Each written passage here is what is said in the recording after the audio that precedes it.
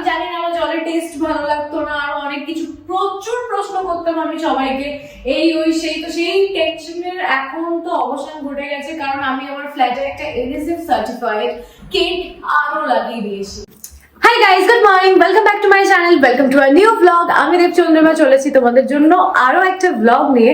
হ্যাঁ, অনেকদিন পরে এসেছি। তো অ্যাকচুয়ালি কাজের প্রেশার, বিভিন্ন কাজ মানে শিফট হচ্ছে, যেটা করতাম সেটা থেকে অনেক মাথা লাগাচ্ছি, আরো অনেক কিছু করার চেষ্টা করছি। তো সবকিছু মিলিয়ে মিশিয়ে একটু চাপে আছি, আরো অনেক প্লটিং চলছে। প্লাস নমিতাদি বাড়ি চলে গেছে। নমিতাদির ছেলের শরীরটা খারাপ ছিল, তার জন্য অনেক দিনই নমিতাদি প্রায় নেই। তো যাওয়া ডলার ইউরোকে নিয়ে আমার নাজেহাল অবস্থা হয়ে যায়। তার মধ্যেও আমি বাড়িটা যতটা পেরেছি নিজের মতো করে পরিষ্কার পরিচ্ছন্ন করে রেখেছি। আজকে এখানে যে কুশানগুলো ছিল সেগুলো কেচে দিয়েছি, কারণ ডলার ইউরো খুব নোংরা করেছিল। ইউরো, বাইরে চলে এসো বেটা, বাইরে এসো, বাইরে এসো। কি করছো তুমি? এই দেখো ডলু, এই দেখো আমার ঘর কি সুন্দর করে গুছিয়ে রেখেছি আমি। তো আজকে আমি ঠিক করেছি কিচেনের জায়গাটা একটু সুন্দর করে গুছিয়ে নেব, কারণ থাকতে হলে বাড়িতে তো বাড়ির মতো করেই থাকার চেষ্টা করি, মানে পরিষ্কার পরিচ্ছন্ন, অ্যাস্থেটিক্যালি ভালো লাগে দেখতে। তো আমি নিজের জন্য বানিয়েছি ডিম সিদ্ধ, আলু সিদ্ধ, ভাত, বিকজ আমি আর কিছু বানাতে পারি না, আর এটা খেতেও আমার ভালো লাগে। তো চলো খেয়ে নি খাবারটা, তারপর দেখাচ্ছি। বিকজ খাবারটা খেতে খেতে যদি ভিডিও করি, আমার খাবারটা অন্য কেউ খেয়ে নেবে আর কি। আমার খাওয়া ডান। এই দুটো আমি রেখেছি ডলার ইউরোর জন্য। এটাই শুধু আছে আলু ভাতে আর ভাত, উইদাউট লঙ্কা, উইদাউট পেঁয়াজ। সো দিস ইজ ফর, এদিকে তাকা, euro, and this is for Dolo. খাওয়া যখন হয়ে গেছে, আমার কিচেনটা একটু পরিষ্কার করে ফেলে, একটু অ্যাস্থেটিক বানিয়ে।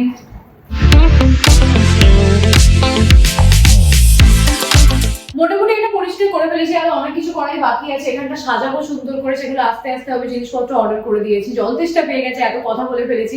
আর তোমরা জানো কি জানো আমি জানি না, জল খাওয়া নিয়ে আমার কিন্তু ভীষণ একটা নাটক আছে। মানে আমি যখন কোনো রেস্টুরেন্টেও যাই, আমি দেখতে চাই ভাই কোথা থেকে জল এনেছো, কি করেছো, একবার দেখাও। এই ফ্ল্যাটে যখন আমি শিফট করি, আগে যখন লোধাতে থাকতাম ঠিক ছিল, ওদের জল কোথা থেকে আসতো আমি দেখতে পেতাম।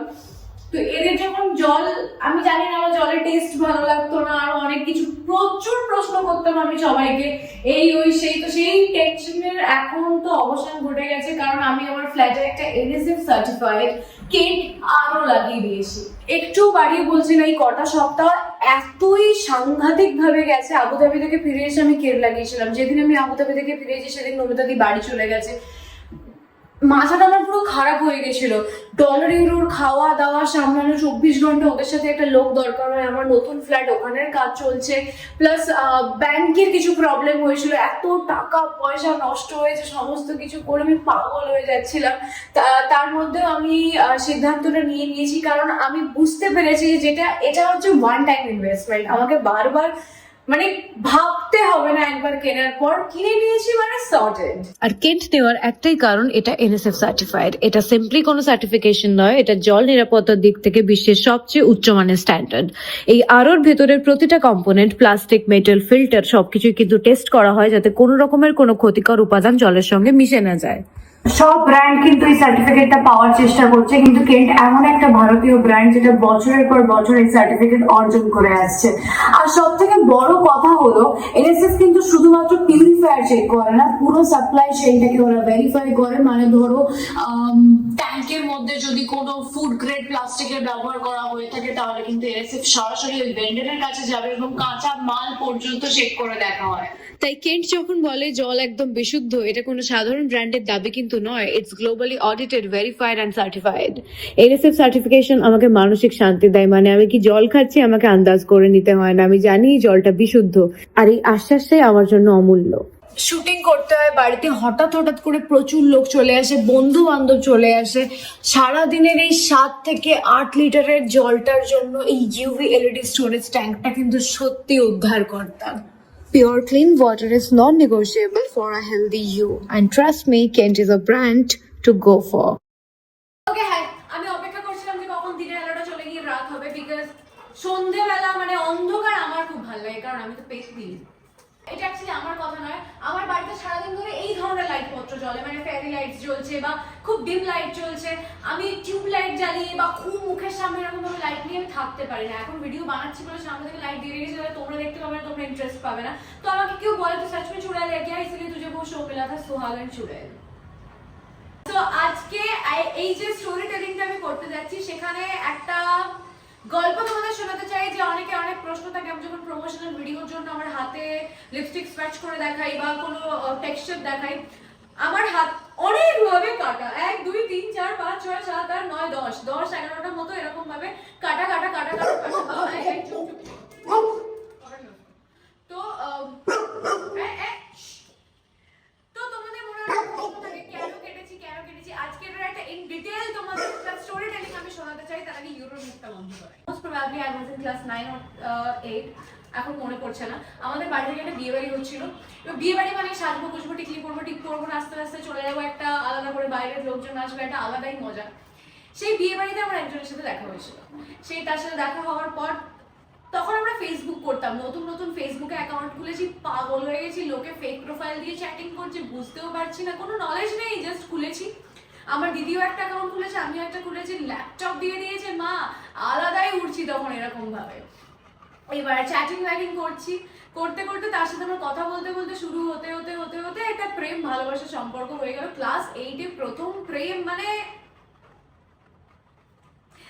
হয়ে গেছে, মানে বুঝতেই পারছি না, আকাশে উঠছি এরকম একটা স্বপ্ন কল্পনা দেখে ফেলেছি। অলমোস্ট তার সাথে কথা বলতে বলতে আমার 8-9 মাস মতো হয়ে গেছে। 8-9 মাস পরে আমি গিয়ে জানতে পেরেছি সে একটা মানে দূরে থাকতো, অবশ্যই এখানকার ছিল না।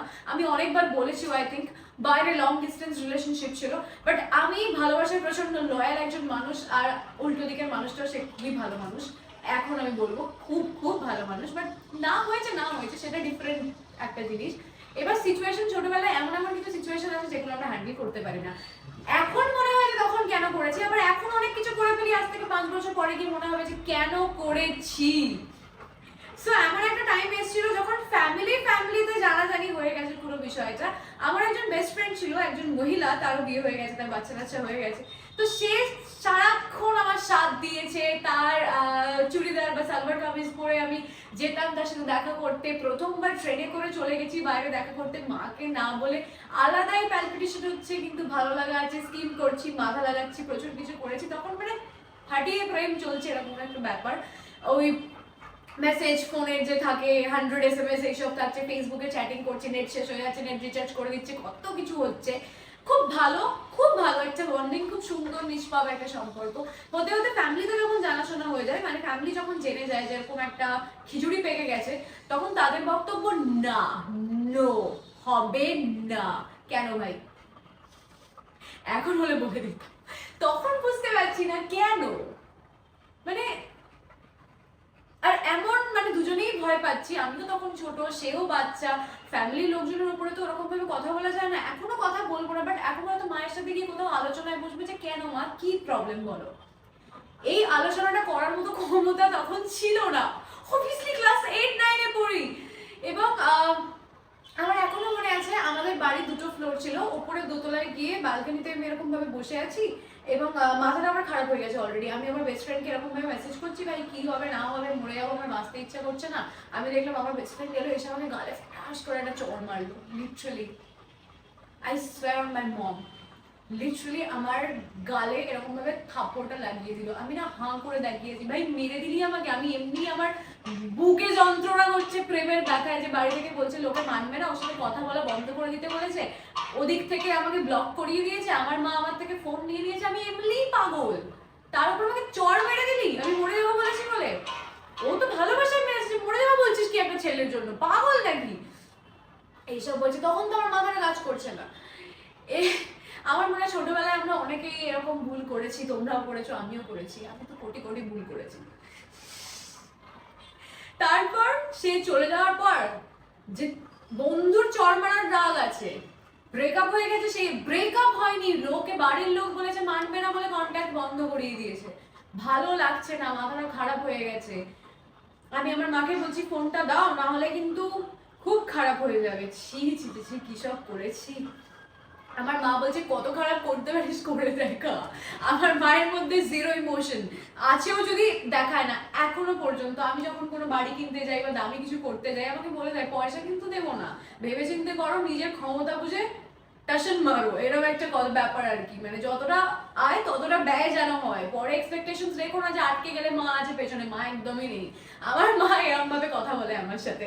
তো তখনও এরকম একটা সিচুয়েশন মাকে বলছি যে কি করবো তুমি জানো না, মানে আমি বলছি করে দেখা তো কি করবি বলে ঘরে বন্ধ করে দিয়েছে, লিটারালি ঘরে আমাকে বন্ধ করে দিয়েছে, দরজাটা খুলে বলছি পড়াশোনা করতে হবে না, পড়াশোনা করার আর কোনো ইচ্ছে টিচ্ছে নেই, এইসবই করার জন্য বড় করেছি, এসব অপমান করছে, মাথা টাথা খারাপ হয়ে যাচ্ছে, তার মধ্যে কথা বলতে পারছি না।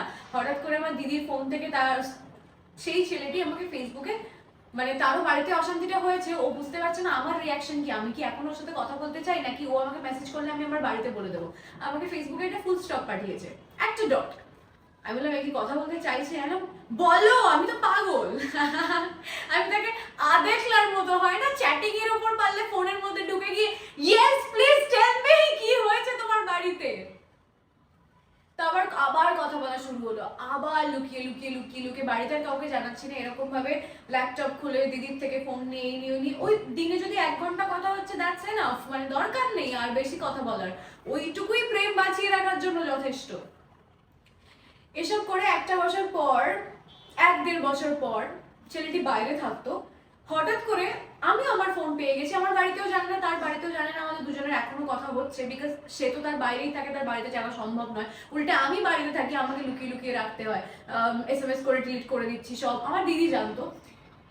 তো হঠাৎ করে একদিন রাত্রিবেলা 11টা 11:30 নাগাদ আমার ফোনে আমি দেখলাম একটা মেসেজ এলো যে এখানে দাঁড়িয়ে আছি আর কতক্ষণে আসছো। হ্যাঁ, মানে তুই তো ভাই বাইরে, আমাকে এই মেসেজটা কেন করছিস? অন্য কারোর মেসেজটা আমাকে ভুল করে ফরওয়ার্ড হয়ে, মানে আমাকে করে দিয়েছে, একসাথে এতগুলো করছে। আমার সত্যি, আমি তখন এতটাই ছোট ছিলাম, মানে ডাবল ডেটিং এ আমি বিশ্বাসী নই, আর তখন তো এগুলো মাথাতেও আসতো না। এখন যেমন কত কিছু বেঞ্চিং হচ্ছে, সিচুয়েশনশিপ হচ্ছে, আরো কত কিছু চলে এসছে, সেই সময় আমরা এগুলো ভাবতেই পারছি না। হ্যাঁ, এটা মানে কি লিখছো, বাট আমি বুঝে গেছি, কারণ সে আমার থেকে 7-8 বছরের বড় ছিল, তো মাথাটা একটু বেশি লাগতো। আর তারপর আমি তাকে জিজ্ঞেস করলাম যে তোমার কি ভাই কারোর সাথে কিছু আছে, তাহলে আমার সাথে এই অসভ্যতা আমরা করো না, মানে এতটুকু রেসপেক্ট আই থিঙ্ক তুমিও ডিজার্ভ করো আমার থেকে, আমিও ডিজার্ভ করি তোমার থেকে, যে যখন হচ্ছে না তুমি বলে দাও, আমি বাইরের লোকের থেকে জানতে চাই না। বাট স্বাভাবিক, প্রথম প্রেম, কষ্ট তো হয়েছে, মনটা ভেঙে গেছে, আমার মন ভেঙে গেছে, তাকে আমি ব্লক করে দিয়েছি। মানে আমার আবার এসব ব্যাপার আছে, কাঁদবো ভাই নিজের ঘরে বসে কাঁদবো, তোমার সামনে বসে আমি কাঁদবো না, তোমাকে বের করে দেবো, আমার লাইফ থেকে তুমি আউট। কষ্ট তো পাবোই অবভিয়াসলি, একটা মানুষের সাথে 1-1.5 বছরের সম্পর্ক বা 4-5 বছর, ব্রেকআপ যখন হয়েছে আমি প্রত্যেকবারই কষ্ট পেয়েছি, বাট সেই মানুষটা যে আমার জন্য ঠিক নয় এটা আমি যখন বুঝে যাই, তাকে আমি লাত মেরে বের করে দিই, তারপর আমি কাঁদবো বসে, কোনো অসুবিধা নেই আমার। দুনিয়ায় বাবা মা মারা যাওয়ার পরেও মানুষ সার্ভাইভ করে নেয়, তো বাইরের একটা মানুষ চলে গেলে কেন করতে পারবে না? এই চিন্তা ভাবনাটা তখন যদি আমার থাকতো, তাহলে আমার হাতের এখানটা আজকে ক্লিয়ার থাকতো।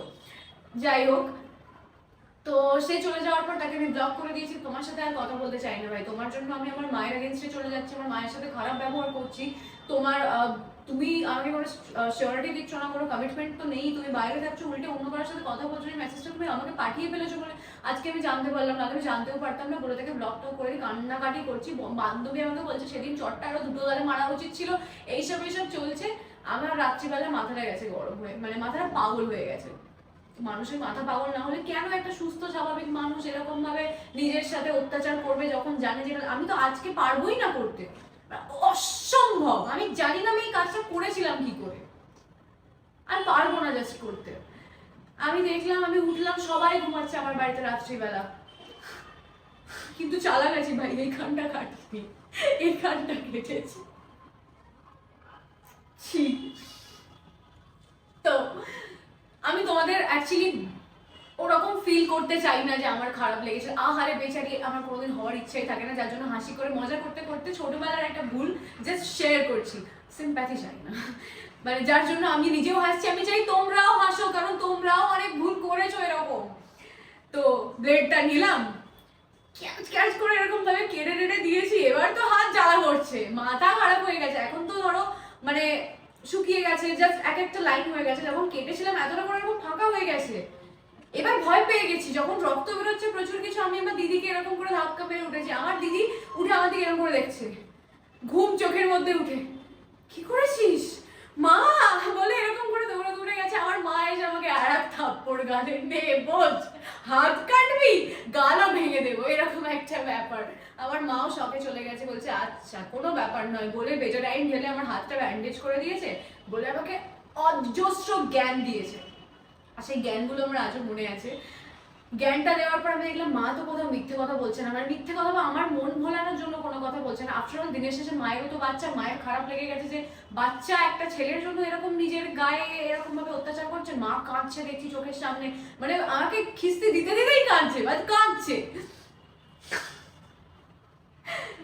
আমি মাকে বললাম ঠিক আছে মা, আর জীবনে যাই হয়ে যায় এই ছেলেটার কাছে তো আমি ফিরে যাবো না, এটা ডিসাইডেড। আমি ওকে খুব ভালোবেসে ফেলেছিলাম, আমার মাথাটা খারাপ হয়ে গেছে, আমি বুঝতে পারিনি আমি কি করবো, আমি হাতটা কেটে ফেলেছি, আর করবো না এরকম কিছু। ততক্ষণে ভুল তো ঘটে গেছে। আমার মা বলছে এটাকে আর কিছু করতে লাগবে না, কোনো ব্যাপার না, পড়াশোনা করতে যেতে হবে না, স্কুল টিচার। আমি বুঝতে পারছি না প্রাইভেটে পড়তে কি করে যাবো, এরকম ভাবে হাত নিয়ে আমার মা আমাকে জামাকে মেরে দিয়েছে এত অব্দি।